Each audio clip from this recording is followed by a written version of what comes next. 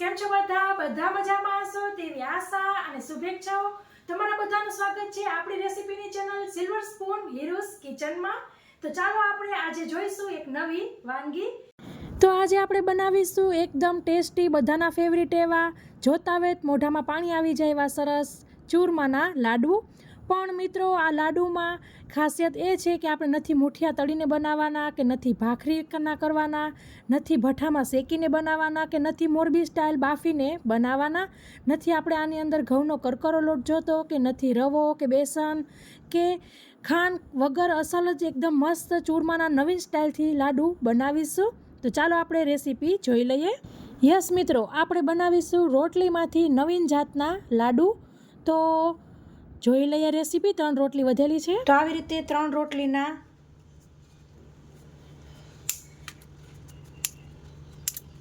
નાના નાના ટુકડા કરી લેશું।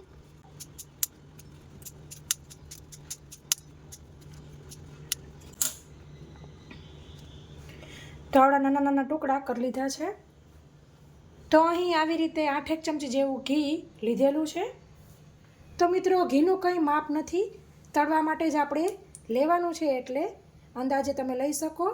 પછી આપણે આવી રીતના 4 બદામ લીધેલી હતી, 5 કાજુ અને કિસમિસ થોડીક લીધેલી, તેને આપણે તળી લઈશું। ગેસની ફ્લેમ ધીમી રાખવાની છે કે મીડિયમ રાખવાની છે। કિસમિસ ફૂલી ગઈ છે, ગોલ્ડન થાય ત્યાં સુધી ફ્રાય કરવાના છે, પાછા કાઢી લઈશું।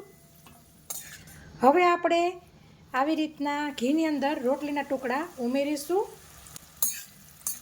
અને આપણે આવી રીતના હલાવવાનું છે।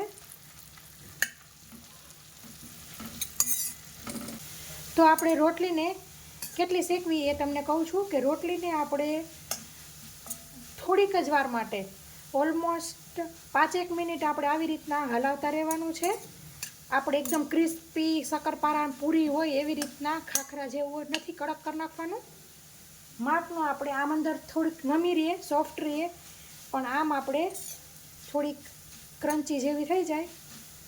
મીડિયમ ફ્લેમ પર શેકી લીધી છે આપણે રોટલીને, ગેસની ફ્લેમ બંધ કરી લેશું। હવે આપણે તેની અંદર ઉમેરીશું 1 કપ નાયલોન પૌવા। મેં અહીં નાયલોન લીધા છે, તમે જાડા પૌવા પણ લઈ શકો છો। ગેસની ફ્લેમ મીડિયમ રાખવાની છે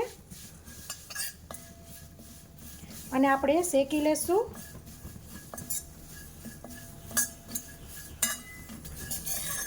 આવી રીતના ફરતે ફેરવીને આપણે જે ચોટેલું ઘી છે તે બધું લઈ લઈશું। પૌવાને સરસ શેકી લેવાના છે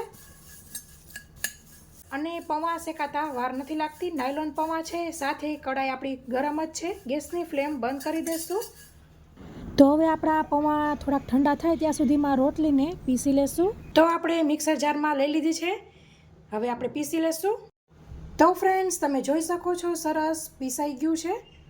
જે રોટલી પીસીને રાખી હતી તેની અંદર જ ઉમેરી દેવાના છે પૌવાને। જો જાડા પૌવા લીધા હશે તો સહેજ થોડીક તમને શેકાતા વાર લાગશે પૌવાને। તો આપણે જે રોટલીનો ભૂકો હતો તેની ઉપર જ પૌવા લઈ લીધા છે, હવે આપણે પાછું પીસી લેશું। તો ફ્રેન્ડ્સ, પૌવા સાથે પણ આપણે પાછું પીસી લીધેલું છે અને આવી રીતના કરીને વચ્ચે વચ્ચે હલાવતું જવાનું, પીસતા જવાનું, ચાલુ બંધ કરીને સરસ પીસવાનું। તો એકદમ પરફેક્ટ ટેક્સચર આવી ગયું છે, તમે જોઈ શકો છો।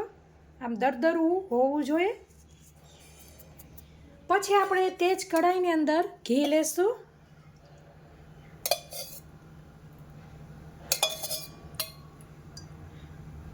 તો આવી રીતે 3 ચમચી ઘી લેવાનું છે।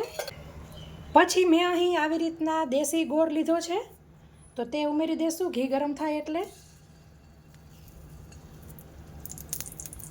તે તમારા ગળપણ મુજબ તમે ઉમેરી શકો છો। તો આવી રીતે 2 ચમચી ઉમેરવી અને મિક્સ કરી લેવું। આવી રીતના દેશી ગોળ હોય તો તરત જ ઓગળી જશે, ખાલી આપણે પાઈ નથી કરવાની, એમને મિક્સ જ કરવાનું છે। ઘી ગોળ આવી રીતના મિક્સ થઈ જાય, બસ એટલું જ મિક્સ કરવાનું છે। ગેસની ફ્લેમ બંધ કરી લેવાની। હવે આપણે તેની અંદર ઉમેરીશું 1/2 ટીસ્પૂન એલચી જાયફળનો પાવડર અને જે આપણે પીસેલું હતું રોટલીને પૌવા તે ઉમેરી દેશું।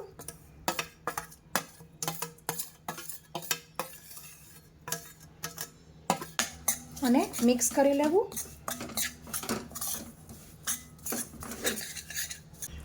પછી આપણે તેની અંદર ડ્રાય ફ્રૂટ્સ ઉમેરી દઈશું. પાછું એક વખત મિક્સ કરી લેવું. તો અહીં મારે આવી રીતના બીબું છે, તમે હાથેથી પણ વારી શકો છો. તો આવી રીતના પ્રેસ કરીને ભરવાનું.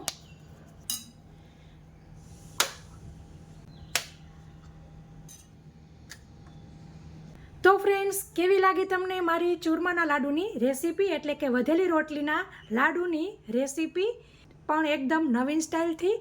નહીંતર બધા સીધો રોટલીને મિક્સરમાં નાખીને ભૂકો કરી નાખતા હોય છે અને પછી ગોળની થોડીક પાય એવી કરીને એમાં બધું મિક્સ કરી નાખતા હોય છે. પણ તમે એક વખત જરૂરથી આવી રીતે ટ્રાય કરજો, બહુ જ સરસ લાગે છે. આશા રાખું છું કે તમને મારી રેસીપી પસંદ આવી હશે. પસંદ આવી હોય તો લાઈક કરજો, તમારા ફ્રેન્ડ ઓર ફેમિલી સર્કલમાં શેર કરજો. જોતા વેત મોઢામાં પાણી આવી જાય એવા સરસ લાડુ છે.